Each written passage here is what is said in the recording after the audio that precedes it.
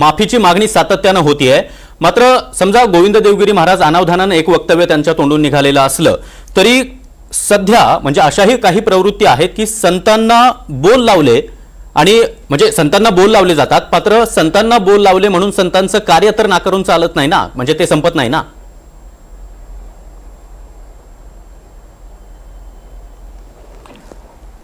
संतांचं जे कार्य आहे, महाराष्ट्रातल्या संतांचं कार्य हे कधीही कोणीही कितीही बोल लावले तरी ते पुसता येणार नाही। ते अलौकिक कार्य आहे, ते परमेश्वरी कार्य आहे, ते प्रत्यक्ष पांडुरंगाच्या कृपेने घडलेलं आहे, प्रभू रामचंद्रांच्या कृपेने घडलेलं आहे।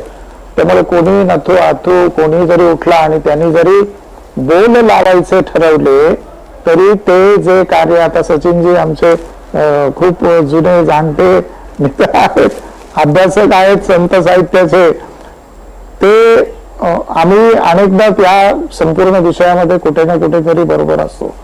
असे अनेक विषय असतात की जे जाणीवपूर्वक ज्याला डिस्प्युटेड सब्जेक्ट म्हणून पुढे आणायचे आणि त्या माध्यमातून या संदर्भाच्या वेगळ्या पार्ट ऑफ व्ह्यू चर्चा, मध्यंतरी एक असं सुरू झालेलं होतं की संतांची जातीवार वाटणी सुरू झाल्यासारखं वाटायला लागलं होतं। बरोबर, याविषयी देखील आम्ही आंदोलन केलं आणि कृपया संतांना जातीच्या परिभाषेमध्ये मांडू नका आणि संतांचं वर्गीकरण कृपया जातीमध्ये करू नका।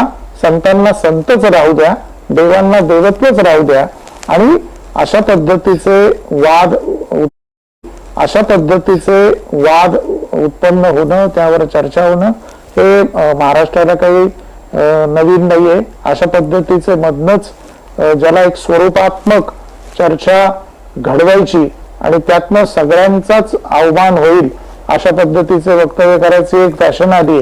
तर मला असं वाटतं इथे या मुद्द्याच्या संदर्भाने जो मुद्दा सचिनजींनी किंवा आमच्या गिर महाराजांनी मांडला की माझं स्वतःचं असं मत आहे की महाराजांनी माऊलींच्या समाधीवर यावं, दर्शन करावं, पूजन करावं, आपल्या माऊलींच्या चरणी यावं आणि या विषयाला आपण इथे संपवावं अशी माझी देखील सूचना आदरणीय गोविंद देवगिरीजी महाराजांच्या समोर आहे।